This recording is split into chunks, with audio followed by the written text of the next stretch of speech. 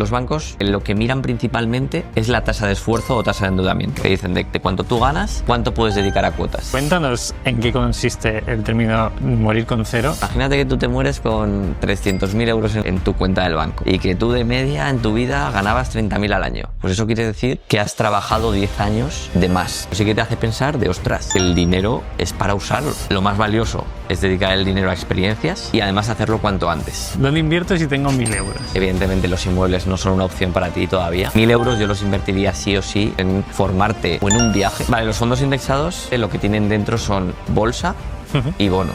La bolsa no dejan de ser acciones, que no dejan de ser empresas. Y bueno, los bonos es como una inversión un poquito más conservadora. Hay bonos tanto de gobiernos como de empresas. Lo simplifican todo para que tú desde 1 euro puedas ya invertir en miles de empresas de forma diversificada y con muy bajo coste. Y si empezamos ya con 30.000 euros, para mí ahí ya es momento de empezar a invertir en inmuebles. Yo lo veo como la forma de engancharte a esa rueda de la propiedad. Para mí lo inteligente es decir, bueno, ¿cómo me puedo enganchar a esa rueda aunque sea en una vivienda que no es donde yo quiero vivir? Que o bien es una vivienda temporal, compro una vivienda de 100.000 euros con esos 30.000 euros de entrada, vivo ahí 2 o 3 años, tú ya vas a devolver parte de la deuda. No es algo que me pese. Yo compro inmuebles, la mayoría del dinero lo puso el banco, pero yo precisamente le voy pagando al banco todos los meses y así no voy a tener problemas. O sea, yo lo veo como una inversión donde yo puse dinero y recibo dinero. Si tuvieras 100.000, ¿qué se te ocurre hacer? Compraría... Carlos, si alguien quiere empezar a invertir hoy, muchas veces yo te he escuchado y seguro que te han escuchado en otros sitios decir, claro, cómprate una casa, invierte en un piso.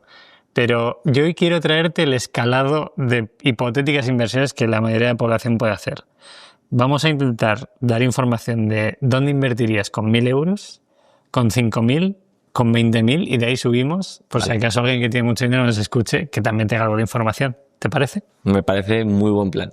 ¿Dónde invierto si tengo 1.000 euros? Pues mira, si tienes 1.000 euros, evidentemente los inmuebles no son una opción para ti todavía. Y para mí la forma más sencilla de empezar, que yo creo que esa es la clave, empezar. Veo mucha gente que se pega años investigando, años leyendo libros, años escuchando podcasts y no empieza con lo más importante, ¿no? Que es, oye, pon algo de dinero para ver cómo va esto y luego por el efecto del interés compuesto, cuanto antes lo hagas, mejor, ¿no?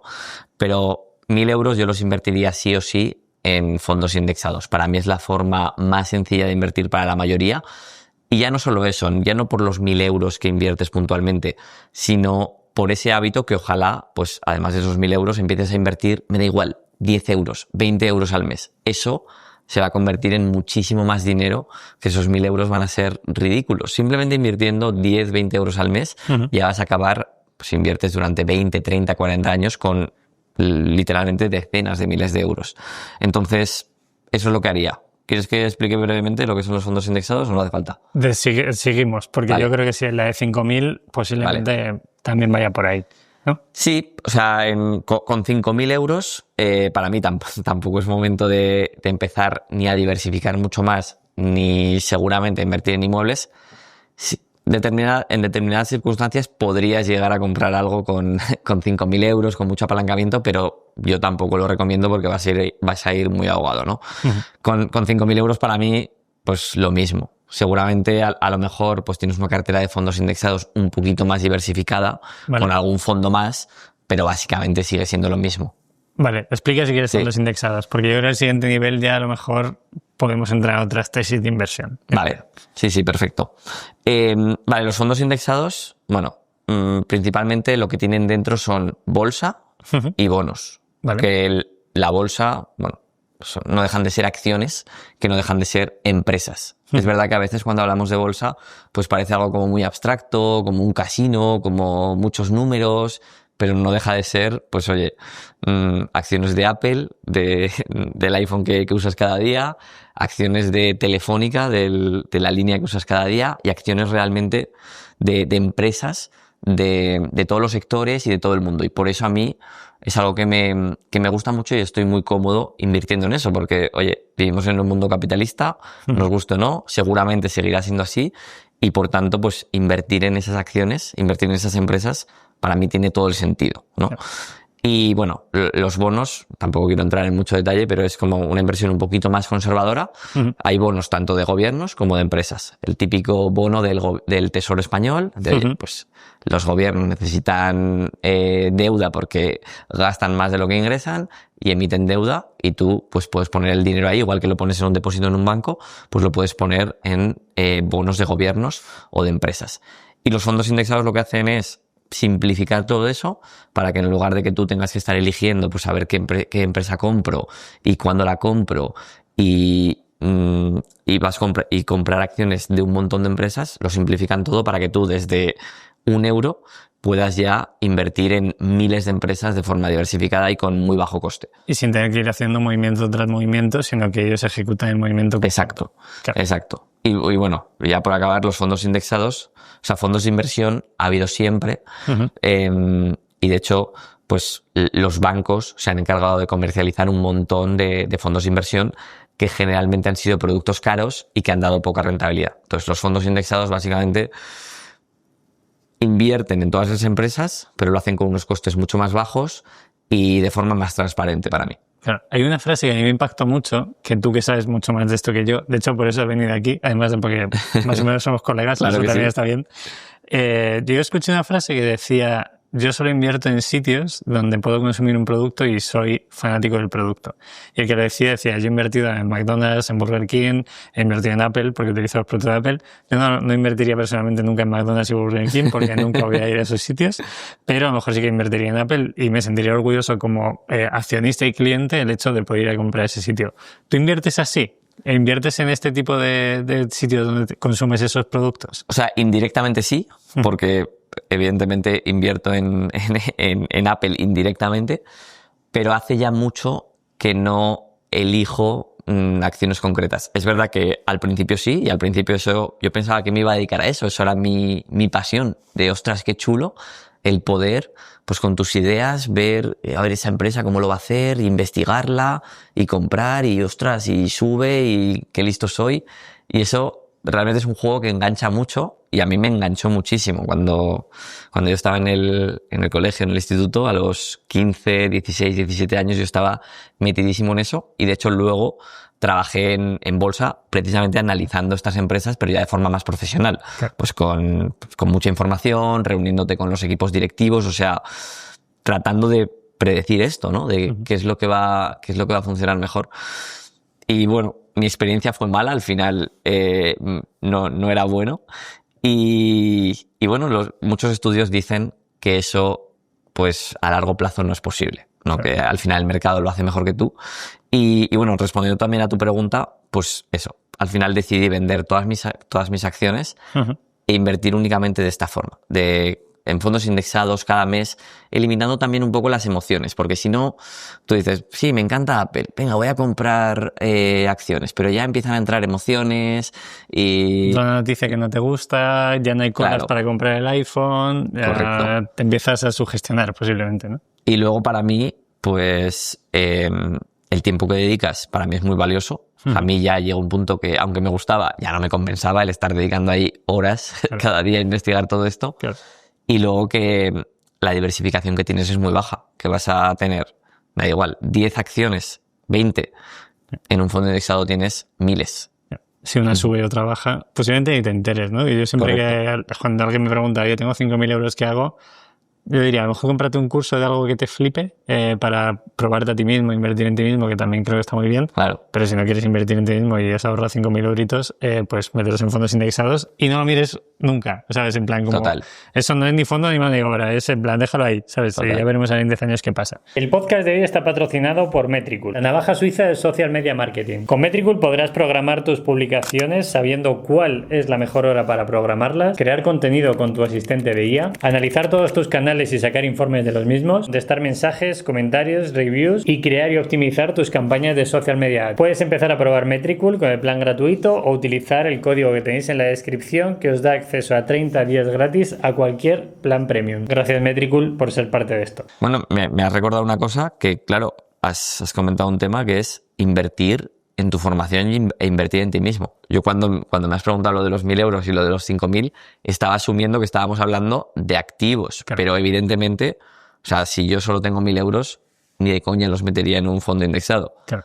Y 5.000, bueno, 5.000 ya puedo empezar. O sea, a mí sí que es cierto que me parece importante empezar, aunque sea con muy poco, pero que es que hoy en día en fondos indexados puedes invertir 100 euros y los 900 restantes gastártelos en formarte o en un viaje. Uh-huh. O sea, para mí una de las mejores inversiones que he hecho es invertir en un viaje cuando dejé mi primer trabajo con 23 años para conocerme, para vivir otras cosas. Claro. Y eso nadie lo llamaría inversión, pero para mí sin duda lo fue. Claro. O sea que está bien que lo comentes porque a veces perdemos la referencia, que no solo es invertir en activos. No solo llevar una vida triste metiendo 1.000 euros en fondos indexados, que si te vas con tus colegas con 20 años a Tarifa y te pegas el verano de tu vida, nunca se te va a olvidar eso, que esos Total. recuerdos también es una buena inversión. Eso por un lado, que luego hablaremos también de ese tema, pero incluso alguien que diga, oye, que yo lo que quiero es maximizar el dinero que voy a ganar en mi vida. Que es posible que no sé si ese viaje, pero puede que sí. Pero esa formación es que es mucho más inteligente. O sea, te va a dar mucho más retorno. Total. Esa formación que invertir 900 euros al 7% anual durante los siguientes X años. Claro. Si eliges bien la formación y si luego la aplicas. Tienes que ejecutar. O sea, solo leer y teoría no vale. Tienes que estar en el día a día. Correcto. Si nos vamos ya a 30.000 euros. Vale.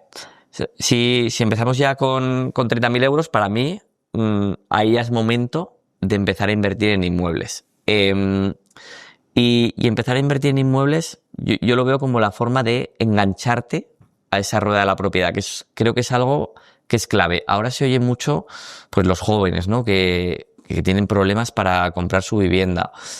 Y, a ver, habría que analizar caso por caso, ¿no? Pero creo que muchas veces, pues una pareja joven, no sé, una pareja media, que a lo mejor pues gana cada uno, pues no sé, 1.800 euros.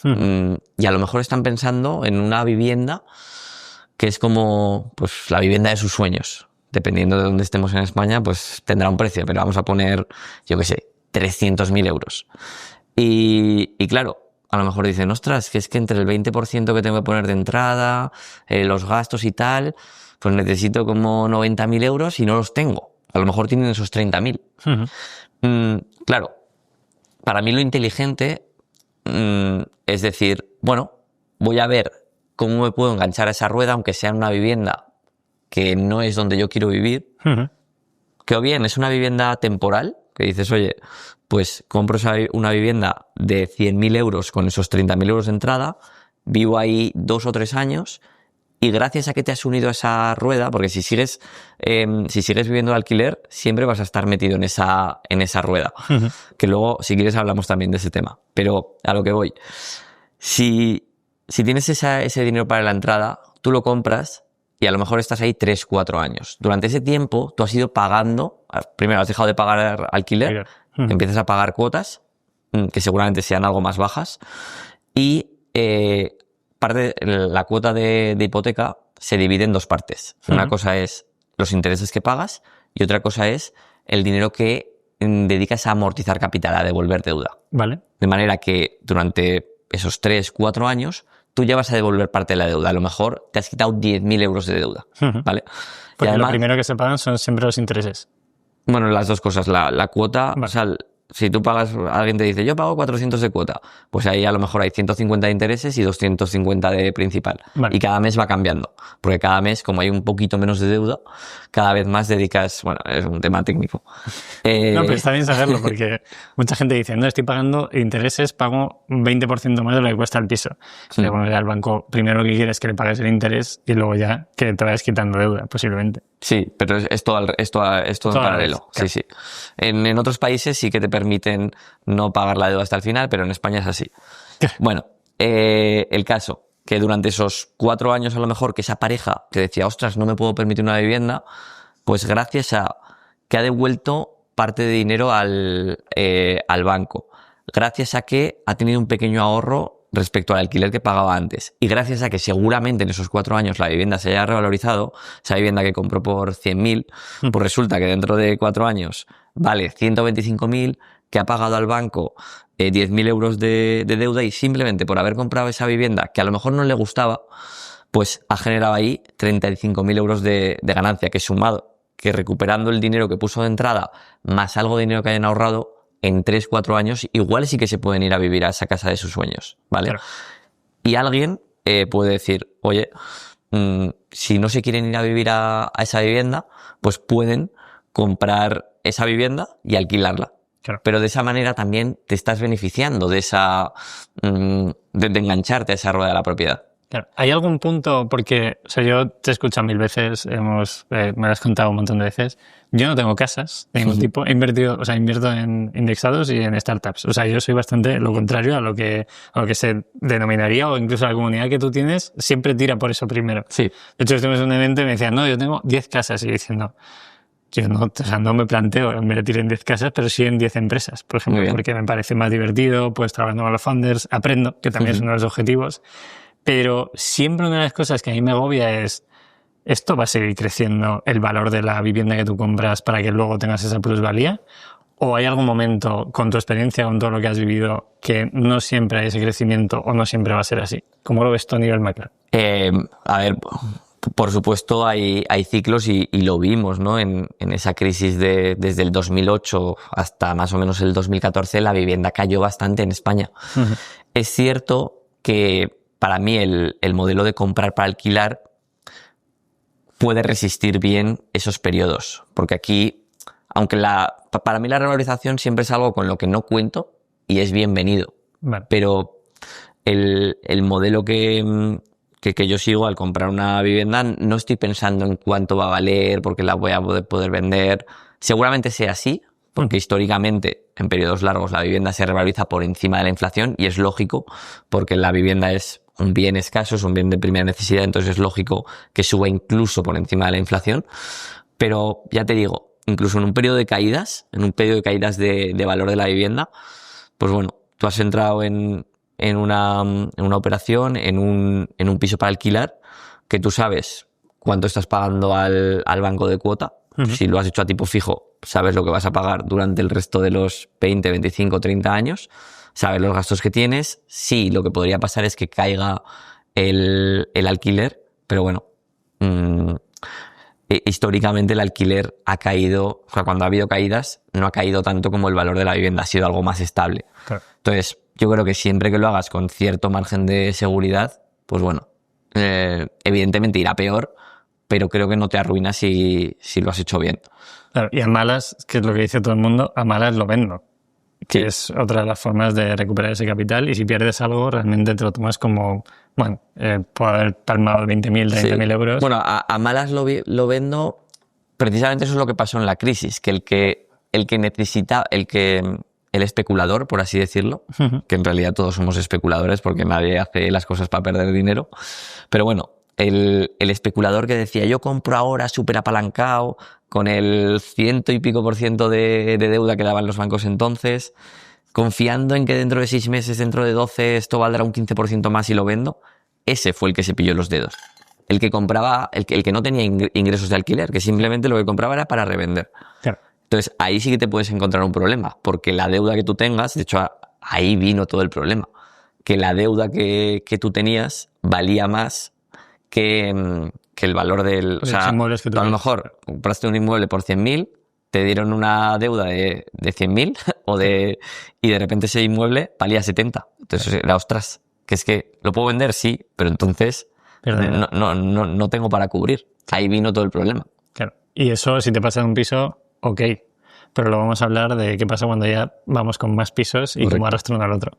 ¿Partimos a al siguiente escalón? Perfecto. Bueno, o sea, por cerrar el capítulo de los 30.000, para mí es clave empezar con... El hábito, ¿no? Empezar con inmuebles, porque para mí, o sea, es verdad que invierto en inmuebles, me has hablado de startups, que también inviertes en fondos indexados, y a mí es un producto que me gusta mucho. Pero la vivienda tiene algo diferente, y es que los bancos se fían. Claro. O sea, si yo voy al banco y le digo, oye, dame 100.000 euros para comprar acciones del propio banco, que debería ser como, wow, no te van a dar dinero. Total. Dame 100.000 euros para montar un negocio que es la primera vez que emprendo. Difícil. dame 100.000 euros para comprar unas acciones de una startup. Nada. Claro. Sin embargo, la vivienda es algo de lo que el banco se fía, porque es algo que es sencillo y que puede valorar. ¿Y tú crees que es por cultura española? Porque, o sea, yo por suerte voy mucho a Estados Unidos y sí que veo gente que invierte mucho en startup. Sí. Que, o sea, a lo mejor te invierte tickets de 10.000, 20.000 euros, pero hay otra cultura de decir, bueno, yo voy a meterlo aquí, que si sale bien, el múltiplo es por 20, por 25, por 30, si sale muy bien. Entonces, ¿crees que tiene que ver con cultura española también? En parte, pero bueno, en Estados Unidos también hay una cultura de inversión inmobiliaria brutal. O sea, que cualquiera tiene inmuebles alquilados. Entonces, no sé, yo es que con eso soy un poco escéptico. Creo que muchas veces en Estados Unidos parece que todo es fantástico y que son los mejores y tal, y que en España somos los peores, y yo creo que ni tanto ni tampoco, ¿no? Totalmente de acuerdo. O sea, a mí la cultura estadounidense no me llama la atención para nada, prefiero vivir aquí, pero hay cosas a nivel económico que me parecen muy interesantes, porque saben cosas... Sí. Lo que sí que es un poco más propio de la cultura española, europea, es la financiación, que aquí históricamente la financiación ha sido más bancaria. De, oye, si tú necesitas dinero, vas al banco. Claro. ¿Vale? En un modelo más anglosajón, oye, si tú necesitas dinero, levantas capital. Total. Y sales a bolsa. Y no necesitas un banco, sino que, oye, pues te asocias, ¿no? Claro. Eso sí que es verdad. Pero aún así, por cómo funcionan los mercados y los activos, una vivienda siempre va a ser más fácil de entender para un banco o para cualquiera. O sea, siempre va a haber financiación a más largo plazo, financiación más abundante y financiación más barata. Porque un piso, pues eso, o sea, tiene esas características de estabilidad y de poder valorar. Claro. Y de poder también hipotecar. O sea, de poder tener como garantía de, oye, si no me pagas, tengo esto que es algo físico, que yo lo cojo y lo vendo, porque no hace falta que sea un negocio que opere un CEO concreto y que haya un equipo súper complejo y que dependa de no sé qué. No, Claro. Esto es un piso, que luego hay regulación y muchas cosas, es un tema también social, pero bueno, el banco se fía de eso. Y por eso, o sea, ese es te diría que el principal motivo por el que yo invierto en vivienda. A mí si me dieran financiación para otras cosas, es posible que no invirtiera tanto en vivienda. Claro. Pero es mi forma de extraer dinero del sistema bancario, de jugar con un dinero que no es mío para ir construyendo mi patrimonio y para ir construyendo, pues, ingresos. Claro. Entonces eso sí que me parece diferencial. Y por eso creo que quien pueda, creo que lo tiene que aprovechar. O sea, y te pongo un ejemplo rápido y ya pasamos a la siguiente fase. O sea, ¿cuántas familias en España? El mayor patrimonio de las familias en España está en viviendas. Y imagínate, año 1980, un matrimonio que se compró su vivienda, que en su día le costó 5 millones de pesetas, que eran 30.000 euros, y esa vivienda hoy en día puso la mayor parte del dinero en el banco, lo fueron pagando, además antes lo pagaban incluso antes, y gracias a la inflación, gracias a la revalorización, ese piso hoy en día vale 300.000, 400.000 euros. Y ha hecho su patrimonio así. Total. Entonces, para mí es clave engancharse cuanto antes a esta rueda de la propiedad. Cuando dices cuanto antes, ¿a qué edad crees que estaría bien empezar? ¿O a partir de qué sueldo debería empezarlo? Yo creo en cuanto alguien pueda, en cuanto alguien tenga ese colchón para dar la entrada y tenga unas condiciones, claro, dependerá de la hipoteca que quieras coger, pero los bancos lo que miran principalmente es la tasa de esfuerzo o tasa de endeudamiento, que dicen de cuánto tú ganas, cuánto puedes dedicar a cuotas. Claro. Más o menos el 35%. De cada 1.000 euros que tú ganes, puedes permitirte cuotas al mes de 350 euros. Entonces, alguien que gane 2.000, pues se puede permitir una cuota de 700 euros. Claro. Entonces, para mí, en el momento en el que alguien tenga el dinero necesario para la entrada y tenga unos ingresos recurrentes para demostrar al banco, yo empezaría con inmuebles. Pero no necesariamente para vivir tú, sino para alquilar. Y no pensemos en, ostras, la vivienda que a mí me gustaría de 300.000 euros. Yo, el piso más barato que he comprado fue hace años, pero lo compré por 29.500 euros. Claro. No sé, y el piso, mira, esta semana justo compré un inmueble en Alicante, que es relativamente caro para lo que yo he comprado, y han sido 115.000 euros. Entonces, que no pensemos en, wow, necesito 100.000 euros para entrar en una vivienda. Claro, que a lo mejor con 15.000 puedes hacer la primera compra Sí, de esos 100.000. a mí me gusta decir que con unos 20.000 creo que ya se pueden empezar a hacer cosas. Lo he visto hacer con mucho menos dinero. Yo en algunos pisos he conseguido incluso poner 0 euros, pero aquí ya necesitaría mucho más rato y tampoco quiero dar falsas expectativas de decir, no, sí, vas a poder comprar un piso con 0 euros. Dependerá. Claro. Si quieres podemos comentar estrategias y si no ya lo dejaremos para otra entrevista. Luego lo tocamos para no meternos en riesgos absolutos. Si tuvieras 100.000, ¿qué se te ocurre hacer? Vale. Yo si tuviera 100.000, pues ya empezaría a abrir un poco más el abanico, ¿no? O sea, seguramente trataría de comprar al menos 3 viviendas. Uh-huh. Por supuesto, seguiría invirtiendo en fondos indexados. La formación que hemos comentado creo que también pues ya empieza a ser un capital que a poco que te formes vas a conseguir un extra y empezaría a hacer ya algo un poquito diferente. Pues vale. A lo mejor meter algo de dinero en Bitcoin o incluso algún ticket pequeño en alguna startup. O sea, porque sí que me parece importante el aprender y el aprender por experiencia. O sea, yo, por ejemplo, he invertido en varias startups, 3 o 4, y a mí de momento no me ha ido muy bien, pero me ha servido para entender pues cómo funcionan cosas, también para entender si cuando en lugar de 100.000 tengas 1.000.000, si quieres invertir en startups o si eso no es para ti, Claro. Y eso tienes que ir probándolo. Entonces seguramente sí que sería momento de empezar a hacer algo así. Ese movimiento que has dicho de 3 pisos, a mí es algo que yo no soy capaz de entenderlo cuando me lo has explicado muchas veces. O sea, ya lo he entendido, pero la primera vez que lo escuché decir, no, tienes que pedir 3 hipotecas, ¿puedes explicar eso? ¿Cómo es ese movimiento? Vale. O sea, sí, bueno, el concepto, lo que hemos dicho, entrada, o sea, el dinero que no te pone el banco generalmente te pone el 80%, así como norma general. Luego, pues ya entrar a la negociación, de ver cómo lo enfocas, de ver sobre qué precio te van a financiar, si es sobre el precio de compra, si es sobre el precio de tasación, en fin, distintos matices. Pero bueno, el dinero que tú pones de la entrada y el resto lo pone el banco. Entonces, pues con 100.000 euros, no sé, yo en mi caso trataría de entrar, pues sí, poner 3 entradas de 20.000 o a lo mejor 2, depende de cuánto quiera tener en otros activos, pero 2, 3 inmuebles. Y claro, mucha gente se pregunta, wow, pero ¿realmente el banco me va a querer dar 80% del valor? Sí, y dar como varias hipotecas? Y realmente si lo piensas, el principal negocio del banco históricamente ha sido dar, o sea, coge el dinero de los depositantes, que les paga un 1%, y presta el dinero pues a gente que lo necesita, a gente que se hipoteca principalmente, a lo mejor al 2,5%, y se gana esa diferencia. Claro. ¿Vale? Entonces, al banco, cuantos más clientes tenga, mejor. Lo que pasa es que el banco se va a curar en salud, evidentemente. Va a mirar a quién sí que le puede dar el dinero y a quién no. También te digo que a veces cuando decimos, no, que pues como esa persona que decías tú del evento, que tengo 10 pisos. Bueno, es que a lo mejor son 10 pisos de 70.000 euros. Claro. Y además esos pisos están generando ingresos todos los meses, que esa es la clave.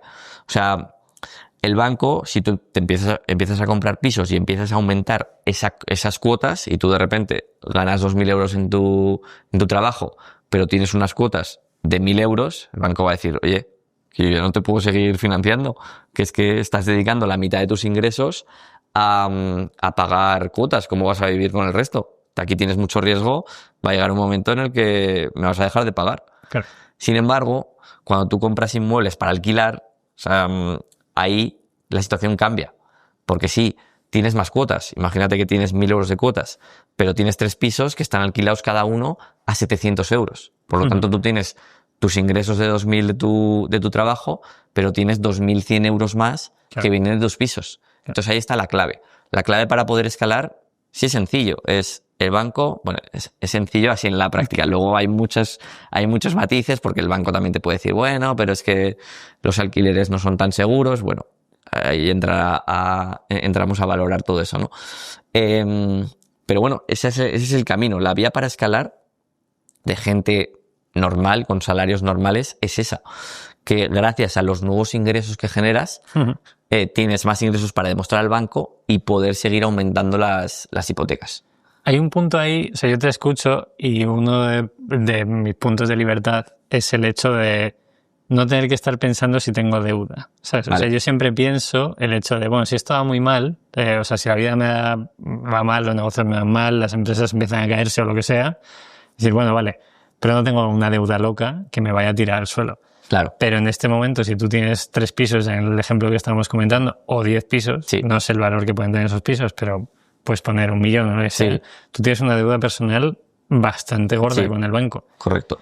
Primero, ¿cómo se gestiona esto para una persona normal? Porque seguro que alguien que nos esté escuchando, en los que yo me incluyo, no sé si dormiría muy a gusto teniendo Claro. 1 millón de deuda, por ejemplo. Claro. Y cómo, con toda la experiencia que tú tienes con alumnos, incluso con tu caso personal, cómo aprendes a gestionarlo y qué mensaje te mandas a ti mismo a decir, bueno, no está tan mal, o sea, esto tiene salidas si todo nos fuera mal en algún momento. A ver, hay un punto psicológico que es tal cual lo dices, y si tú realmente vas a dormir mal, pues seguramente o no es para ti o lo tienes que hacer a más pequeña escala, a lo mejor no con 10 pisos y con 1. Claro. A mí es que como que siempre lo he visto con buenos ojos, porque yo no tengo en la cabeza, ostras, que tengo una deuda de 1 millón. O sea, yo lo que veo es, yo lo veo como un negocio en el que yo puse un dinero. O sea, yo lo que miro es cuánto dinero puse yo de mi bolsillo y cuánto dinero me llega, ¿vale? O sea, la deuda, o sea, es algo que sí está ahí, se va pagando sola. Luego, ahora sí que te hago los números un poco más a largo plazo. Pero yo no es algo que me pese, no es algo que yo... De hecho, sé más o menos la deuda que tengo, pero no es algo que mire y que diga, ostras, cuánta deuda tengo, ¿sabes? Yo veo un negocio que es, yo compro inmuebles, la mayoría del dinero lo puso el banco, pero yo precisamente le voy pagando al banco todos los meses y así no voy a tener problema. O sea, el problema vendría si yo no pagase al banco. Pero mientras tanto, si yo con los ingresos del alquiler puedo ir pagando al banco, puedo ir pagando los gastos de comunidad, de IBI, de todo, y además me queda un beneficio, o sea, yo lo veo como una inversión donde yo puse dinero y recibo dinero, ¿sabes? No pienso tanto en términos de deuda. Dicho eso, bueno, aquí no sé si sabes la típica diferencia que nos cuenta, lo popularizó Kiyosaki en Padre Rico, Padre Pobre y otros libros, el tema de deuda buena y deuda mala, ¿no? Que pues a mí realmente me sirve bastante eso, ¿no? El entender que yo estoy poniendo, o sea, que yo pedí prestado, pero no porque me fuera a comprar un coche o para irme de vacaciones, sino que fue para comprar un inmueble, que es que además lo he visto en todos estos años, como ese inmueble, por un lado, se ha revalorizado. Por otro lado, los alquileres han subido. Entonces, que ha sido, la deuda veo que va bajando. Entonces, yo veo que ya, o sea, ya le he ganado bastante dinero gracias a esa deuda. Claro. ¿Sabes? O sea, no sé, para mí es como el ponerle un acelerador a todo esto. O sea, literalmente por eso se llama apalancamiento. Porque tú, si a lo mejor en un inmueble ibas a tener una rentabilidad del 7% o del 6%, pues gracias a esta deuda la multiplicas por 2 o a veces incluso por 3. Claro. Que evidentemente tiene su riesgo, ¿eh? Pero, claro, yo lo veo como... O sea, esa es la parte mala de la deuda que tienes, de cómo de mal duermas. Pero la parte buena es que poniendo relativamente poco dinero, o sea, dentro de 30 años, imagínate, vamos a llevarlo a un piso, ¿vale? Por hacer números fáciles. Un piso de 100.000 euros, ¿vale? Que tú tienes una deuda inicial de 80.000 y tú pusiste de tu bolsillo esos 20.000 más 10.000 de gastos. Tú pusiste 30.000. Y ahí pues tienes una cuota, no sé, de 300 euros al mes. Y ese piso se alquila por 700 y te deja cada mes 300 euros. 300 euros que al año pues son 300 por 2, 3.600, ¿no? Eso Además, eso va a ir subiendo, porque el alquiler va subiendo todos los años.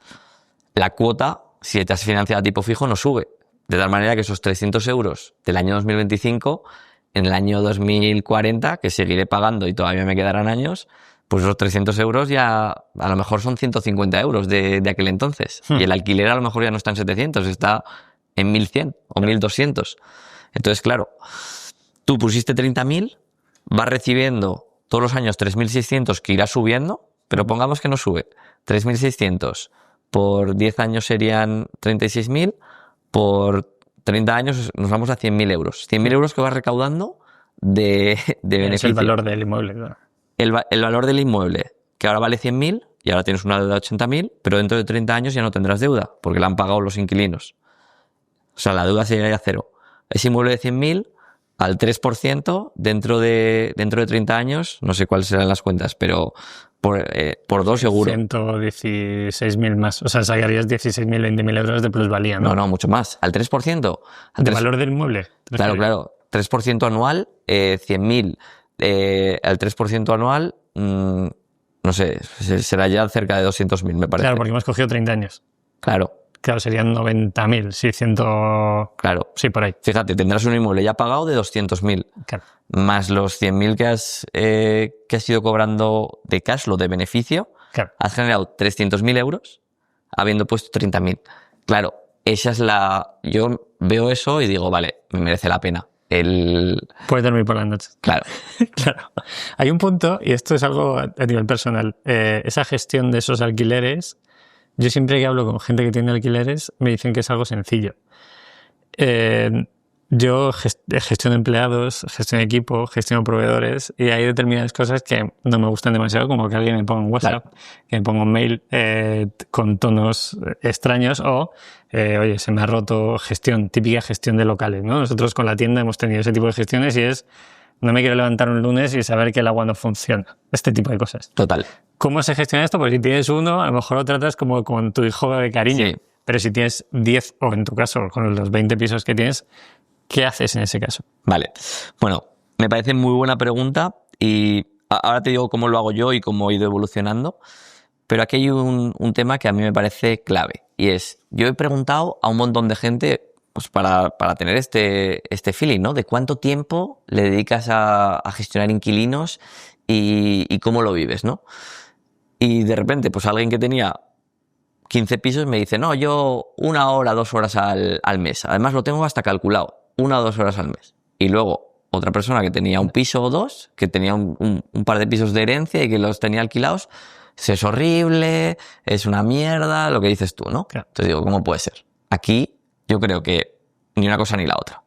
El que dice que no le lleva nada de tiempo, seguramente es que como le gusta, hay cosas que ni cuenta como parte del trabajo, y al revés, al que no le gusta y no sabe, pues todo le parece un mundo. Y también hay un tema de escala y de procesos. Claro, si tú solo tienes un piso, que además te ha venido de rebote porque era tu piso soltero y lo has puesto en alquiler, que no ha sido deliberado que tú alquiles, pues todo te viene de nuevas. Si tienes un problema con cualquier cosa, yo hostia, ¿a quién llamo? Y es la primera vez que te enfrentas a eso. Claro. Cuando tú tienes varios, ya pues la primera vez lo aprendes, pero claro, luego ya se convierte en un proceso. Claro. ¿Vale? Entonces, eso, porque creo que muchas veces parece que hablamos de cosas concretas, de números, y en realidad estamos hablando de cabeza. Total. De cómo lo vivimos, ¿no? O sea, yo nunca me he metido en un piso por no meter más cosas en mi cabeza. Total. Porque bastantes tengo con los negocios, con toda mi vida en general, como para pensar en... Claro. Alguien me puede escribir un WhatsApp diciendo que se ha dejado las llaves fuera de casa y tengo que ir a dejar las llaves y estoy yo en Nueva York. Total. Yo me imagino ese escenario y digo, pues no sé si vale el 4% de plusvalía. Ya. ¿Cómo lo hago yo? Pues yo empecé haciéndolo yo mismo y era algo que no me quitaba mucho tiempo, pero... Y hace como 3 años que lo delegué. O sea, hay una persona que me ayuda con todo eso. Más que por tiempo, que realmente no era tanto tiempo, por lo menos en el alquiler tradicional, el alquiler de habitaciones es otra cosa. Y el turístico, que yo no tengo, ya ni te cuento. Claro. Pero en el alquiler del piso completo no lleva mucho tiempo, pero yo me lo quité por un tema de foco, ¿no? Claro. Pues al final yo sí que puedo tener tiempo para hacerlo, pero imagínate, pues ahora en esta entrevista, si justo antes me llama un inquilino con un problema, ya me descendrá mucho, Exacto. ¿sabes? Entonces, por eso lo delegué y es una opción que hay, que es sencilla. Hay un montón de gente, un montón de inmobiliarias, un montón de empresas que lo hacen por un fee y todo eso se puede resolver. Estoy pensando para mí, incluso lo puedo resolver o no, eso ya tendría que... Es un dilema moral mío, personal. Vale. Y esto me lleva a otra pregunta que te quería hacer, estaba pensando anoche, y yo veo una inversión que está clara y veo una parte que a la gente juzga a gente que hace tu modelo. Sí. Es decir, oye, compro varios pisos, meto en alquiler, si puedo subir 100 euros el alquiler mejor. ¿Hay algún tipo de responsabilidad o tú sientes algo de responsabilidad en el sentido de decir, soy /culpable, /responsable de que los alquileres estén subiendo, de que los inmuebles suban? ¿O no tienes esa sensación nunca? La sensación de que dices que por divulgar sobre esto, más gente lo haga, ¿no? ¿Cuántos alumnos tienes? Ahora tenemos unos 8.000. Sí, sí. No, es un ejército. Claro, por eso digo. Muchos más, sí. Claro. A ver, yo creo que el impacto que podemos tener nosotros en el mercado tampoco es tan grande, pero bueno, sí, está ahí. Oye, entre los alumnos hemos comprado ya 4.000 inmuebles. Entonces, bueno, ya empieza a ser una pequeña huella, claro. pero tampoco creo que sea algo exagerado. De hecho, de todas formas, un poco al hilo de esto, claro, hay dos mercados y si quieres hablamos de los dos. Está el mercado de compra-venta y está el mercado de alquiler. Entonces, el mercado de alquiler, pues como todo mercado, hay una oferta y una demanda. La oferta es los caseros, los que ponen inmuebles en el mercado. La demanda, los que necesitan un piso para irse de alquiler. Entonces, para mí es bastante evidente, pero por favor, he abierto el debate porque me interesan todos los puntos de vista, que nosotros, los inversores que ponemos vivienda en el mercado del alquiler, que muchas veces es una vivienda de un fondo que lleva 10 años vacía y que no vive nadie. Y que la ponemos en el mercado para que alguien la alquile. O es una herencia, que es un piso que está destrozado, que ahí no puede vivir nadie, y tú llegas y la compras, la reformas, te hipotecas y la pones en el mercado de alquiler. Claro. Para mí, o sea, de verdad que no entiendo el argumento de que estemos haciendo algo mal para el mercado del alquiler. Para mí, al contrario, oye, hay dos pisos que llevaban fuera del mercado 2, 5, 10 años, y ahora hay más pisos en el mercado de alquiler. Claro. ¿Vale? Para mí, de verdad que no le encuentro el argumento. Te lo puedo comprar un poco más en el de, oye, que es que la pareja joven que se quiere comprar su vivienda y claro, como hay unos inversores que la compran para alquilarla, no la pueden comprar esa pareja joven. Ahí, pues puede ser que sí. O un ejemplo de que tenga 11 pisos o cosas del estilo. Que en mi barrio, que yo vivo cerca de San Alonso Martínez, donde no hay casi vivienda, hay gente comprando edificios enteros. Y dices, claro, pero para alquilarlos. Alquilar todos, ese. Claro, pero es que, o sea, el problema de la vivienda, el tema social son los dos. El alquiler y el que lo quiere comprar para vivir. Claro. Entonces, claro, es que los pisos son los que son. Sí. O sea, entonces, el que lo ha comprado para alquilarlo, en teoría, es bueno para el mercado del alquiler. Claro. Y claro, o sea, son los dos problemas, pero es que no se pueden resolver los dos. Es que yo creo que no hay... Lo he hablado mucho y con amigos tomando café y por eso te lo quería traer porque creo que no hay una solución, ¿sabes? No hay... O sea, no es el hecho de... A mi casero yo no le conozco ni personalmente. Llevo 4 años en su casa, él me sube todos los años un poco el alquiler y lo único que quiere es que yo cumpla. Pero no... O sea, ese señor no sabe si han hecho obras, si no han hecho obras. Él tiene su casa. Sí que es verdad que en el piso donde yo vivo pasa un poco lo que decías tú. Esa casa la han reconstruido, la han puesto en la pinta mona. Antes era un Airbnb y ahora es una casa que cuando quieren meter turístico, pues nos han metido a nosotros. Dices... Tío, a mí me está cubriendo una necesidad, vivo en un sitio donde estoy bastante a gusto, soy bastante feliz y ese señor está recibiendo un dinero. O sea, yo no lo veo mal y, joder, gracias a viajar también me he dado cuenta que la mayoría de la gente no vive en Manhattan, no vive en el centro de Nueva York. ¿Por qué? Porque no lo puedes permitir. O sea, el que quiere vivir ahí, vive ahí. El que se quiere comprar la primera vivienda, pues oye, a lo mejor yo no puedo comprarme la primera vivienda en Alonso Martínez y me tengo que ir a Getafe. Bueno, pues es lo que hay. Ojalá tenga que hacer otra serie de cosas para comprarme 2 casas en Alonso, ¿no? Pues Claro. y ese es el punto, que yo siempre que lo hablo con gente digo, pero es que el modelo está hecho así. O sea, yo puedo discrepar un poco en el... Tengo 11 pisos, que ahí digo... ¿Pero por qué? O sea, porque tengo 11 pisos que muchos de ellos antes estaban vacíos. Y Claro. ahora están en el mercado de alquiler. Claro. O sea, yo te aseguro que con ningún... O sea, un contrato de arrendamiento es un contrato libre entre las partes. Es, oye, tú quieres Claro. vivir aquí y yo quiero alquilártelo. O sea, Claro. no entiendo cuál es el punto negativo. O sea, si a ti no te gusta el vivir de alquiler porque piensas que alquilar es tirar el dinero y tal, tienes Claro. la opción de comprártelo. Sí, sí. Claro, hay que tener un ahorro, hay que tener una responsabilidad. Eso es. Claro. Claro. Sí, yo lo entiendo. Sí, Sí. sí es el hecho de decir que cuando alguien me dice no tengo 11 casas o 20 casas, digo, hostia, a lo mejor lo decimos, la pareja esa que se quiere comprar Sí. el primer piso, pero bueno, eso es lo que hay. O sea, Claro, pero hay la oferta limitada. Pero ese que tiene 11 casas, algo habrá hecho. Total, O sea, sí, quiero sí. decir, Sí, sí. se habrá sacrificado, habrá estado, o sea, habrá ahorrado un dinero, habrá avanzado en su carrera profesional para tener más ingresos, seguramente ha dedicado bastante tiempo y se ha metido muy, muy a fondo en el mercado inmobiliario buscando, le ha dedicado mucho tiempo, mucho esfuerzo Claro. para llegar ahí. O sea, a mí lo que me... O sea, hay una cosa que me... Tengo las dos partes, ¿eh? Como la parte socialista y luego la parte muy capitalista. Sí. O sea, yo convivo entre esos dos mundos como puedo, porque no tengo nada claro. Pero claro, luego hablo con gente que tiene millones invertidos en bolsa o millones invertidos en startups y dices, nadie te está juzgando. No sale una noticia en contra tuya diciendo que tienes... Sí, yo creo que tienes- también. Claro, sí Claro, que pero- hay también. Pero no es tan fácil como, no, yo tengo 4 casas y estoy aquí haciendo que la responsabilidad sea mía. Bueno, los responsables también claro, de es que muchas cosas. el tema de la vivienda es algo que, pues evidentemente, todo lo que sea necesidad, Claro. necesidad básica, pues toca mucho la fibra. ¿Hay algún tipo de opción de regulación que tenga sentido? ¿O todas las regulaciones que tú has escuchado no...?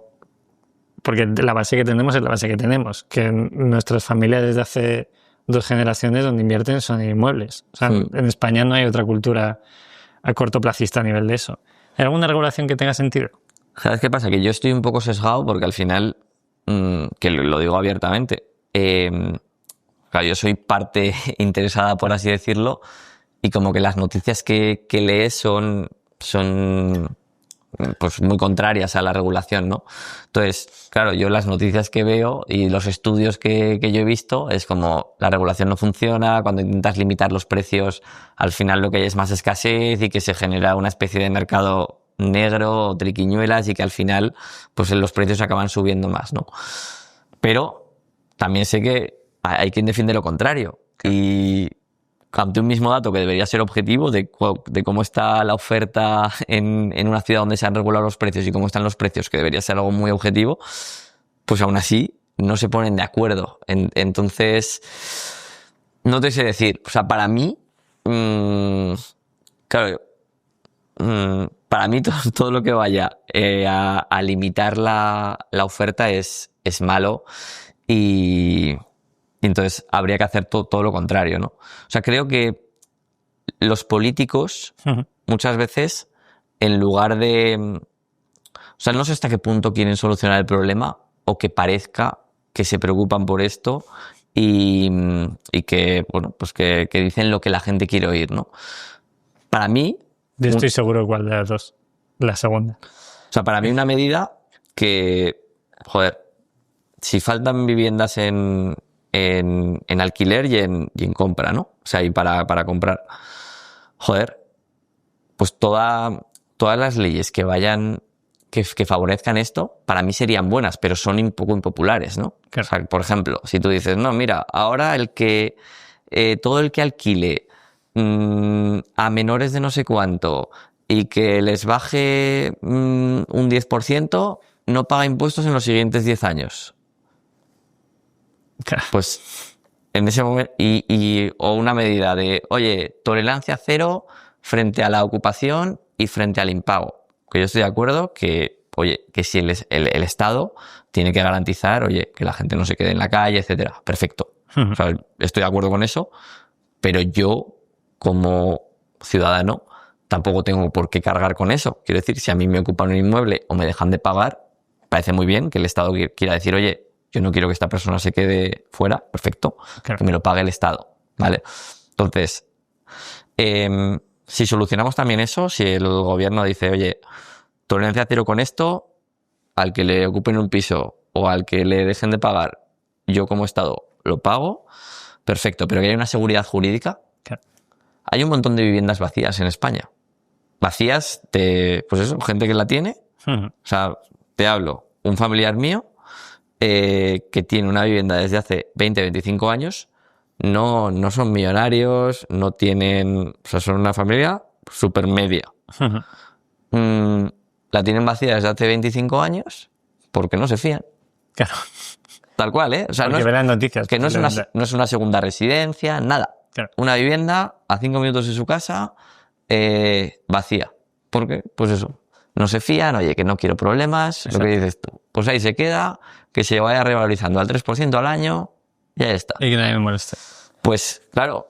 Ya, pero si viene alguien con ganas de coger esa casa, modificarla, hacerla habitable y sacar una plusvalía, yo lo veo perfecto. O sea, no, pero o incluso ellos. Pero, ¿qué es lo que pasa? Que la inseguridad, el decir, ostras, no lo voy a poner porque a ver si me va a pasar eso, que es que luego no me protegen. Claro. ¿Sabes? Entonces, para mí todo lo que sea, o luego ya en la construcción de vivienda nueva, pues, joder, quitar los impuestos y poner muchas menos trabas administrativas. Claro. Si hay, joder, mucho suelo que con voluntad podría salir y ahí pues se podrían construir nuevas viviendas, pero es todo tan lento, claro, que es que nos tenemos que poner también en la piel del promotor o del empresario.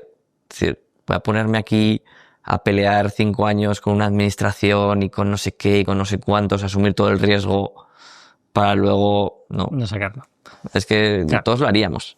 Siempre que tenemos esta conversación no encontramos solución. O sea, yo creo que al final es, oye, seguir como el modelo está creado así y que cada uno invierta en donde pueda, con lo que quiera y que pueda descansar por las noches, que para mí es uno de los objetivos, total, tanto con los negocios como a nivel personal, decir, bueno, yo estoy a gusto en lo que estoy haciendo. Muy bien. Para adelante. Hay un punto que te quiero traer, hablas con muchísima claridad de invertir. ¿Llevas haciéndolo 10 años? Sí, desde 2015. Me atrae mucho saber cómo, cuando eras tan joven, empezabas a divulgar sobre esto. ¿Qué aceptación tenía tu mensaje de un niño divulgando en medios en un sector donde la mayoría de la gente está un poco encorsetado? ¿Cómo te trataba el entorno inversor cuando empezaste a hablar de fondos indexados, de bolsa? A ver, yo creo que con cierta... O sea, que yo creo que hacía gracia, ¿no? O sea, porque era como un... O sea, es verdad que yo empecé de una manera muy extraña. O sea, hoy tenemos las redes sociales, que si YouTube, que si los podcasts, que si Instagram, que si TikTok. Pero yo empecé de una forma muy diferente, que fue con un libro. O sea, mi canal de difusión fue Amazon. Y de hecho, yo creo que una de las claves fue que yo no buscaba crecer en seguidores ni dedicarme a esto realmente. O sea, a mí desde niño, desde pequeño, me gustaba mucho todo lo relacionado con las inversiones, con la bolsa. Trabajé en bolsa, o sea, me encantaba todo esto. Y cuando intentaba hablar con mis amigos de, oye, empieza a invertir, que tienes una edad brutal, que previsiblemente es un tío formado, te va a ir bien en la vida, vas a ganar dinero en tu carrera, coño, si empiezas a invertir ahora 100, 200, 300 euros, es que vas a ser millonario. Entonces, pero es importante que empieces ahora, cuanto antes. Y intentaba hablar con mis amigos de esto y no los enganchaba, normal, ahí tenía 23 años, ¿no? Y dije, bueno, es verdad que todo el material que hay es como tú dices, ¿no? Como muy, muy técnico, muy teórico, muy aburrido. Y dije, quiero hacer una guía que en 2 horas tú te lo lees y ya sabes lo que tienes que hacer con tu dinero de una forma sencilla. De, oye, haz esto, esto y esto, por esto y por esto. Pero algo útil, práctico, sin paja y al grano. Y inicialmente era una guía en PDF. Cuando lo tuve dije, ostras, pues yo creo que ha quedado algo que es razonable, que pues, tiene 100 páginas, yo creo que va al grano, que en 2 o 3 horas te lo lees. Mis amigos lo entienden. Mis amigos lo entienden, les ha gustado. Pues yo sabía que se podía autopublicar en Amazon, que hoy en día mucha gente no lo sabe, pero en 2015 ya ni te cuento. Amazon había llegado a España en 2012, entonces Amazon incluso era nuevo en 2015 en España. Dije, bueno, lo voy a subir a Amazon. Total, ya lo tengo. Le pongo un título atractivo que se me ocurrió: Independízate de Papá Estado. Compro una portada en Fiverr por 5 euros, lo subo y a ver qué tal. Y bueno, pues para mi sorpresa, pues al cabo de unas semanas me empezaron a llegar correos de gente que no eran mis amigos ni mis familiares, y digo, hostia, que se lo han leído, tal cual, que les ha gustado. Me empezaron a dejar reseñas. A partir de ahí me sacaron en blogs así de finanzas, en algún periódico, y bueno, pues la bola fue creciendo. ¿Cuántos libros has vendido hoy? De Independízate llevamos 50, 60 mil. Sí. Sí. Eso en determinados puntos ya significa bestseller. Sí, desde luego. Sí. No, es brutal. Y así fue. O sea, fue una forma como muy orgánica de, oye, pues esto es... que yo no me dedicaba a eso. O sea, yo acababa de dejar mi trabajo en la bolsa, luego pues me fui a viajar por el mundo, y cuando saqué el libro después, justo, me fui a Chile y estuve 2 años viviendo en Chile y en México en una startup. O sea, no me dedicaba a esto. Y de hecho luego ya volví a España, estuve trabajando bastantes años en una empresa, y ya luego, al cabo de los años, es cuando ya pues no daba abasto con todo, con ese proyecto y con Libertad Inmobiliaria que vino después, y ya dejé mi trabajo. Pero para mí nunca fue, oye, quiero divulgar porque quiero posicionarme como un experto para vivir de esto. Nunca fue así. Fue algo en paralelo que fue creciendo, y ya pues que yo creo que también fue la clave. A lo mejor si hubiera tenido que pensar en, ostras, tengo que crecer, tengo que facturar porque tengo que vivir de esto, pues seguramente no hubiera ido así de bien. O sí, no lo sé. Claro, o sea, no habría llegado a lo que llegas ahora. Que el alcance de cualquiera de tus vídeos, ponencias, cursos, al final hace que el hecho de que tú no quisieras hacerlo, la gente posiblemente se fíe más. Sí. Y consiga hacer que, oye, consuma tu producto y que sigan tu método o lo que toque. Sí. Para mí también es clave el que yo sí y sigo sin considerarme experto. O sea, hay gente que sabe muchísimo más que yo sobre inversión, sobre fondos indexados, sobre inmuebles, por supuesto, pero que no hace falta ser súper experto. O sea, la persona que tienes delante, con que sepa, con que le puedas ayudar, con que estés en un punto, que estés un año por delante, ya le sirve. Entonces, creo que esa cercanía también es importante. Que no es, ostras, yo estoy aquí porque soy un premio Nobel que hablo de manera que no lo entiende nadie, o soy un CEO de una empresa que estoy pensando aquí en una estructura grandísima. No, yo soy como tú, pero a lo mejor voy 2, 3, 4 años por delante y todavía me acuerdo del problema que tú estás solucionando ahora. Claro. Pues se me viene a la cabeza el hecho de decir que la gente se vea muy identificado contigo. También puede ser algo que digas, no, las redes sociales es perfecto porque la gente empatiza. Claro. Vamos a por la inversión de patrimonios con dinerito. Vale. Hay mucha gente que me escucha en este podcast que tiene pasta. Vale. Entonces, patrimonio, ¿hemos pasado por 100.000 ya? Sí, creo que sí. Pasamos... Sí. Vamos a 250, por no duplicar solo, 250.000 euros. Vale, no sé si haría cosas muy diferentes, ¿eh? O sea, para mí una de las claves es no meterme en cosas que no entienda mucho. Vale. Y, o sea, mis 2 inversiones principales es que creo que siempre van a seguir siendo los fondos indexados y los inmuebles. Es verdad que en los inmuebles luego pues hay distintas formas de diversificar. Pues por ejemplo, yo ahora también estoy entrando en flips, en operaciones de comprar, reformar y vender, pues poniendo dinero pues para otros inversores. Y sí, o sea, puede haber un punto como más especulativo dentro de la cartera de pues lo que hemos hablado, de si a alguien le llaman la atención las criptomonedas o acciones. Si alguien dice, oye, que a mí me gusta mucho esto y quiero poner un 10% de mi cartera, que lo controle yo, porque me gusta estar pendiente y tratar de anticiparme al mercado, y es chulo, ¿no?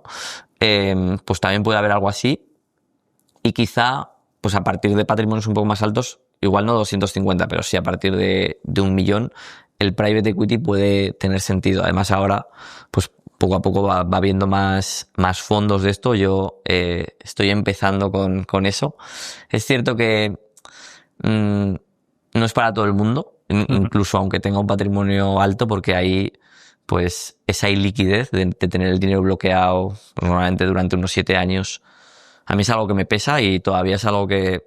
O sea, tengo varias inversiones así puntuales en startups, pero ahora que estoy pensando en comprar algo, un fondo que invierta en private equity, en capital riesgo, no lo tengo del todo claro por eso, porque digo, ostras, es que 7 años para mí, el no saber si puedo sacar el dinero dentro de 7 años, me crea un poco de ansiedad. Te obsesiona igual que a mí lo de no dormir, Sí, más o menos. sí, Así sí. ese WhatsApp de se ha roto la ventana. Eso es. ¿Qué años tuviste libertad financiera?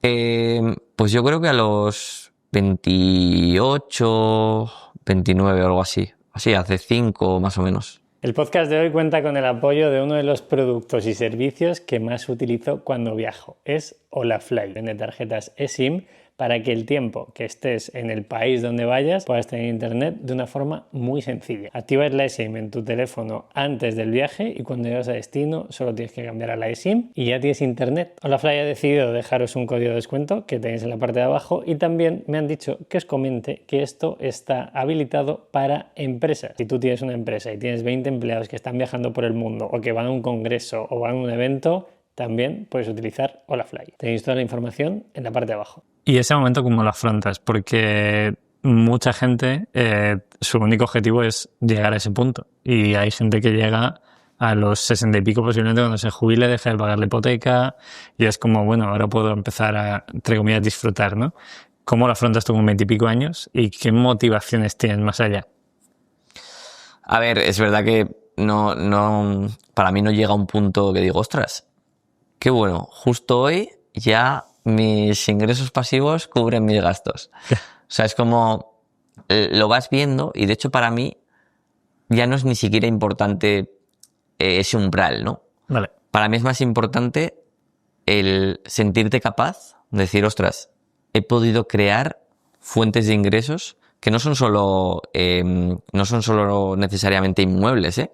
También puede ser, oye, unos libros, un blog, X, que hay 2 formas de crear ingresos pasivos. O pones dinero o pones tu conocimiento y creas algo que, poniendo muy poquito dinero, funcione, ¿no?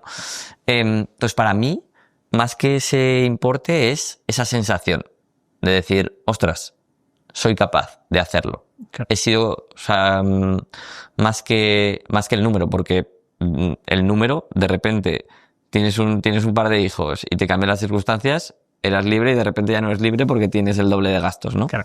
Entonces, para mí es más importante eso. Y de hecho, cuando lo veo en gente que el tener un piso que les da 200 euros de ingresos sin trabajar, eso ya es un cambio más bestia que el conseguir la libertad financiera. Incluso gente que puede ganar bastante dinero en su trabajo, pero el decir, ostras, que esto ha venido literalmente, o sea, o prácticamente pasivo, es ese cambio.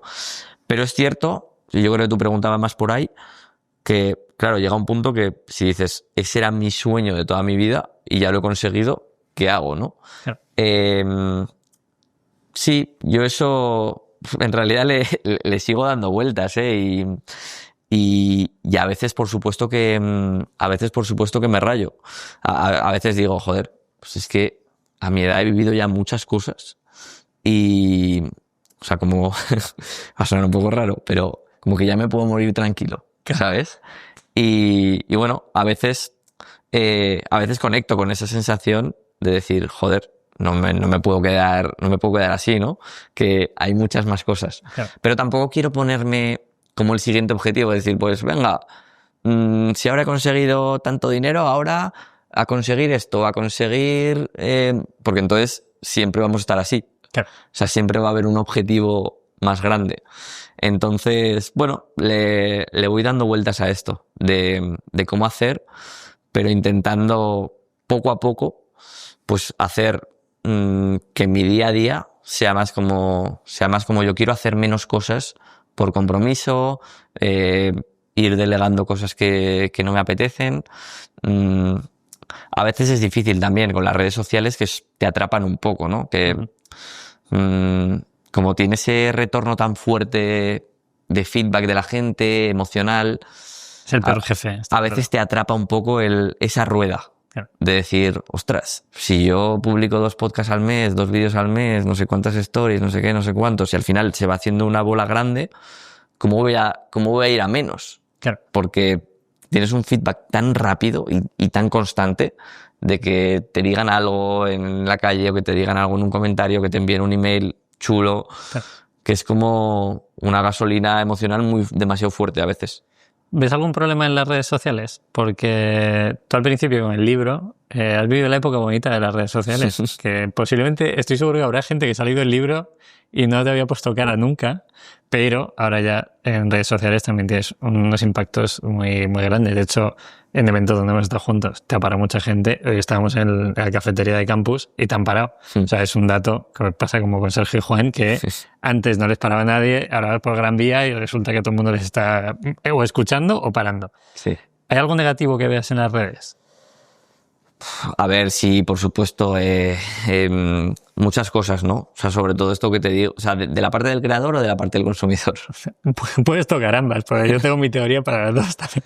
No, a ver, o sea, las redes sociales tienen una parte negativa muy fuerte y yo como consumidor también me reconozco, ¿eh? O sea, yo tengo que tener Instagram desinstalado del móvil. O sea, todos los días me lo instalo, porque es vale, voy a ver esto, voy a ver si hay algún mensaje. Bueno, las redes de libertad inmobiliaria no las llevo yo, porque eso sí no sería una locura, pero incluso la mía personal de ver stories de gente, de los reels y tal, que es que literalmente me lo tengo que quitar cada día, porque es que si no, es que estaría atrapado. Te lleva el tiempo. Sí. Entonces, bueno, no sé, yo creo que como todo, es como, y antes de las redes sociales era la televisión, siempre va a haber algo así, ¿no?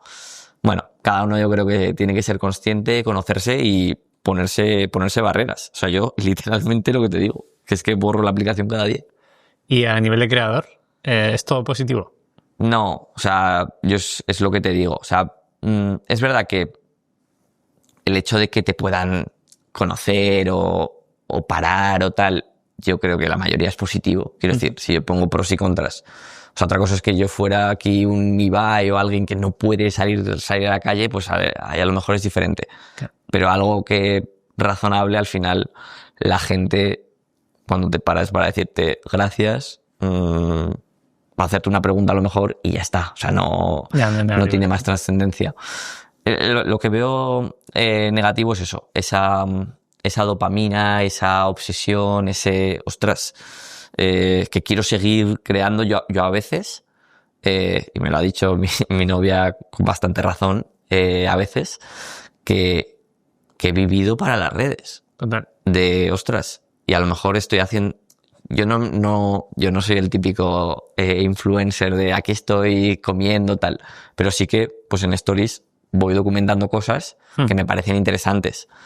Y a veces pues estoy en algún sitio y ostras, esto me vendría bien para la story. ¿Y hasta qué punto lo haces porque te apetece o porque estás ahí metido en esa rueda, no? Sí, yo tengo esa dicotomía muchísimas veces. Hago videoblog, ¿estoy realmente queriendo vivir esto porque quiero vivirlo o porque quiero documentarlo y que lo vean miles de personas? Claro. Es algo complejo que a mucha gente le pasa. Sí. No sé cuál es la barrera tampoco, ni dónde hay que ponerla, pero igual que en el consumo, creo que en la creación también tenemos que ponerla. Total. Hay un término que tengo apuntado que vino porque lo recomendaste tú en un vídeo, es Die with Zero, que es Muere con Cero, que recomiendo mucho a la gente ese libro. A mí me impactó bastante por determinadas cosas, incluso cómo gestionan las herencias, en qué momento dan una herencia y en qué momento no. Eso me pareció curiosísimo. Cuéntanos en qué consiste el término morir con cero y por qué tú lo utilizas en muchos de tus vídeos también. Sí, nada, efectivamente es un libro brutal y me alegro de que lo compartamos ahí como un libro de referencia. O sea, este es un libro que escribe un ingeniero, así con mente muy racional, muy matemática, y que él dice, oye, el dinero, ¿cuál es la forma de optimizar el dinero, que al final es un recurso que tenemos en nuestra vida, ¿no? Total. O sea, tenemos dos grandes recursos, el dinero y el tiempo. Y dice, en realidad, como normalmente manejamos el dinero a lo largo de nuestra vida, es muy poco óptimo, muy poco eficiente, porque dice, la gente está obsesionada en llegar al final de su vida con la mayor cantidad de dinero posible, lo cual es ridículo, porque tú cuando te mueres, pues evidentemente ese dinero ya no vale para nada. Y lo trae a tiempo y dice, imagínate que tú te mueres con 300.000 euros en tu cuenta del banco y que tú de media en tu vida ganabas 30.000 al año. Pues eso quiere decir que has trabajado 10 años de más o que literalmente te has perdido 10 años de vida. Claro. Es una visión muy simple de que el trabajo solo sirve para ganar dinero, que no es así porque el trabajo te da otras cosas, pero sí que te hace pensar de, ostras, que el dinero es para usarlo. Claro. O te dice, si tú tienes 100.000 euros al cabo de cuando mueres, y a ti a lo mejor te gustaba viajar, o te gustaba ir a restaurantes buenos, ¿no? Y vivir ahí una noche en un restaurante top. Joder, pues con 100.000 euros, a lo mejor te perdiste 50 viajes de 2.000 euros que podías haber hecho. Y ahora tienes 70 años Claro. y no lo puedes aprovechar. Correcto. Y luego te dice, vale, una vez que ya tienes claro esto, de que el dinero hay que aprovecharlo, te dice dónde es mejor usarlo y cuándo es mejor hacerlo. Te dice, por resumir mucho, lo más valioso es dedicar el dinero a experiencias. No me acuerdo cómo lo argumenta, pero yo me siento súper reflejado en eso. Y además hacerlo cuanto antes. Claro. Precisamente, ¿no? El ejemplo del viaje. ¿Cuándo prefieres hacer Tienes 2.000 euros para hacer un viaje? ¿Qué prefieres hacerlo? ¿Con 25 años? ¿Con 50? ¿O con 75? Pues con 25, vamos, 2.000 euros te dan para hacerte un viaje de un mes por Europa. Hostales de 6 euros. Brutal. Claro. Vivir un montón de experiencias, que además pues tienes un montón de energía. Te levantas a las 7 de la mañana y te vas a las 3 de la mañana y vives, vamos, brutal. Ese viaje con 50 años a lo mejor ya te da para una semana. Hotel de 5 estrellas porque Exacto. tiene que tener ascensor. Más tranquilo y tal. Con 75, pues si llegas bien, pues a lo mejor tú todavía haces ese viaje o a lo mejor ya ni te apetece. Claro. Entonces, cuanto antes lo hagas, mejor. Y además te dice que las experiencias tienen dividendos. Que es un concepto que normalmente es financiero, de oye, yo pongo un dinero y me va dando dividendos cada año. Pero ostras, los dividendos de la memoria, ¿no? Y es totalmente cierto. Yo recuerdo, por ejemplo, me viene a la cabeza los 2 interraíles que hice con mis amigos del cole a los 18 y a los 20 años. Pues que de ese viaje, coño, seguimos 15 años después viviendo de esas experiencias, incluso lo que pudiste aprender ahí de la vida, de los negocios, algo que aprendieras ahí, cuanto antes lo vivas, muchos más años tienes para que se revalorice con el interés compuesto, ¿no? Total. Y es así. A mí me cambió mucho la forma de pensar porque, o sea, todo el tema del dinero va de ahorrar, de invertir, pero también de gastarlo. Claro.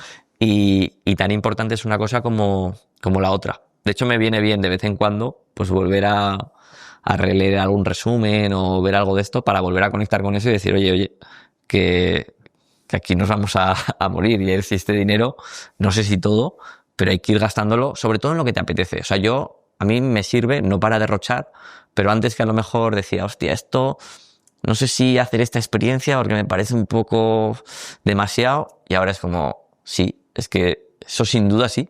Claro. ¿Esa mentalidad la tienen todos tus alumnos o van buscando el rendimiento económico absoluto? Y te pongo el ejemplo.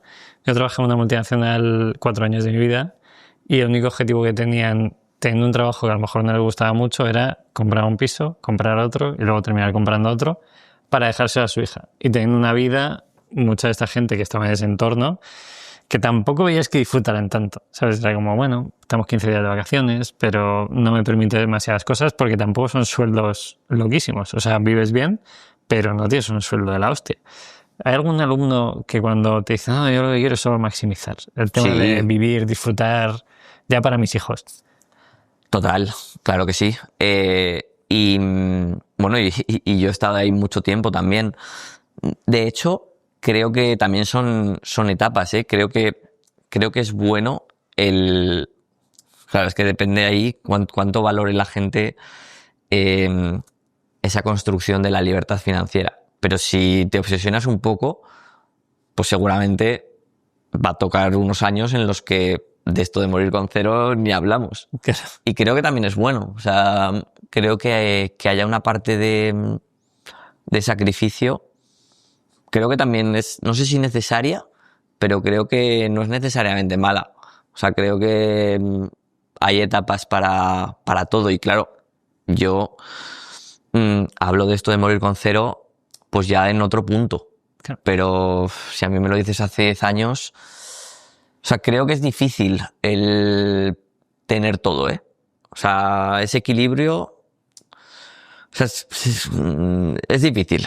Claro, no, y también puede cambiar. Una de las cosas para quitar presión a la gente que nos escuche es que por tu vida puede cambiar, tú lo has dicho. O sea, pues a lo mejor tienes, sin morir con cero, con 40 años, un sueldo decente, no sé qué, de repente te echas novia, tienes un hijo, pues tu vida ha vuelto a cambiar. No estás en la misma situación Claro. que estabas hace un año. Total. Entonces, que nadie se juzgue, que cada uno haga lo que quiera. Y este es un poco el punto. Total. ¿Hay alguna inversión? Porque entiendo que esta pregunta te la harán muchas veces. ¿Cuál es la mejor inversión que puedo hacer? Supongo que en algún evento te dicen, Carlos, tío, dime algún truquito. ¿Hay algún truco? Joder, qué pregunta más amplia, pero o sea, en general, una inversión... Si tú tuvieras que decir, esta es la mejor inversión que hay, ¿cuál sería? Puedes llevarla a lo personal, ¿eh? De hecho, ahí no me importaría que le llevaras a lo personal porque sería más divertido. Tú ponte que yo te pido un evento que no te conozco, te digo, Carlos, ¿cuál es la mejor inversión que puedo hacer? Vale. A ver, no me gusta mucho escurrir el bulto, pero claro, es que necesitaría saber de cuánto dinero estamos hablando, a qué, o sea, cuál es tu objetivo. Si me dices, oye, mira, mi objetivo es pues montar una empresa que lo pete y tal, pues no te voy a recomendar invertir tu dinero en nada, te voy a recomendar que pues que te hagas un viaje a Silicon Valley, que te gastes todos tus ahorros en eso, ¿no? Entonces, creo que hace falta bastante contexto para esto. Yo te diría que, o sea, para mí las inversiones más rentables siempre son invertir en ti mismo. Uh-huh. No voy a decir ni siquiera en formación, porque parece que si no estamos aquí promoviendo la formación y para nada. O sea, creo que la formación muchas veces es, o sea, está gratuita en internet, hay muchísima información ahí, pero sí que en vivir cosas para ti, Claro. cada uno ya sabe cuál es su problema.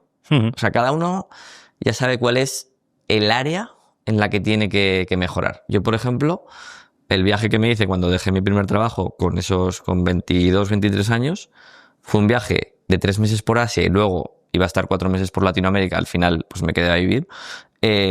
Porque yo tenía claro que mi problema, o sea, mi principal área de mejora no era ni lo académico, que había sido un muy buen estudiante, ni lo profesional, que estaba ya trabajando en un empleo bastante guay en lo que a mí me gustaba con 22 años, era el tema de, pues, social, de autoestima, de poder desenvolverme solo, de vivir mundo, de abrir la mente. Ese era donde mejor podía dedicar mi tiempo y mi dinero. Uh-huh. Y eso hice.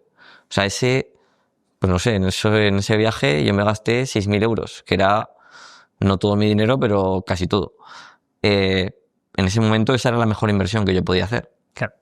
Cada uno sabe lo que tiene que hacer. A lo mejor alguien está en el punto de que lo que necesita es un MBA porque está en un sector que eso es lo que le va a desbloquear y que quiere seguir en esa carrera.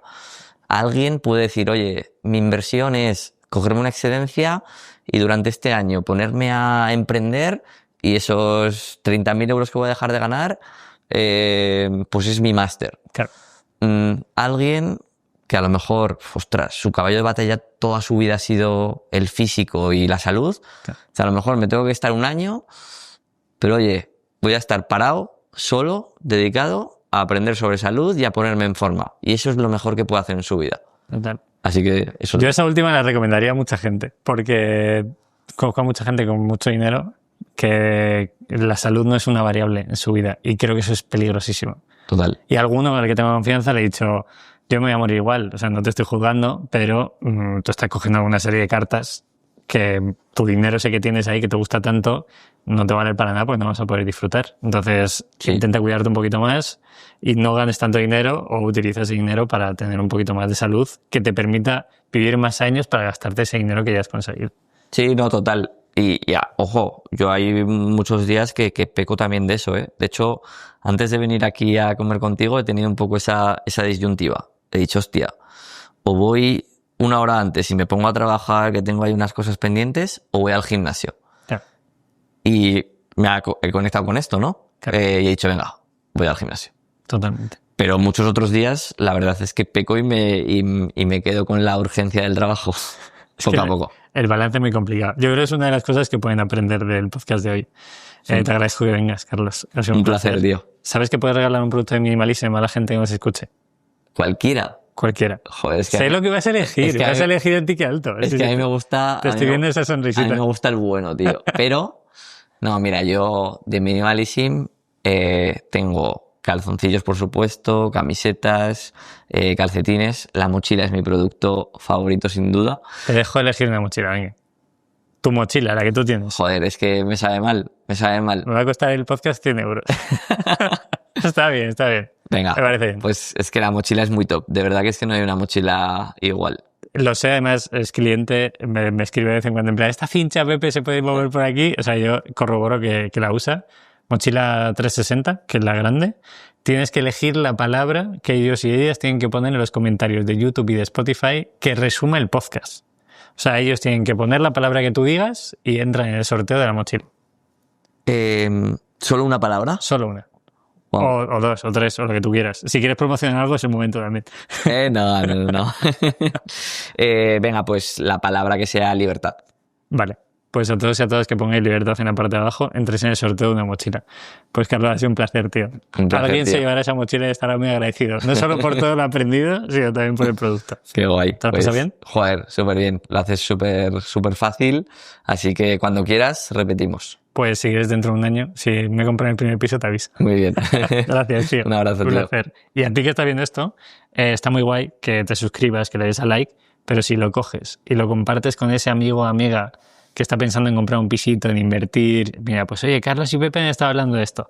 Pásaselo por WhatsApp y oye, me acuerdo de ti. Que no hay nada más bonito que acordarse de alguien y decirle, escúchate esto, que te va a ayudar. ¿Lo hacemos así? Súper. Gracias. Adiós.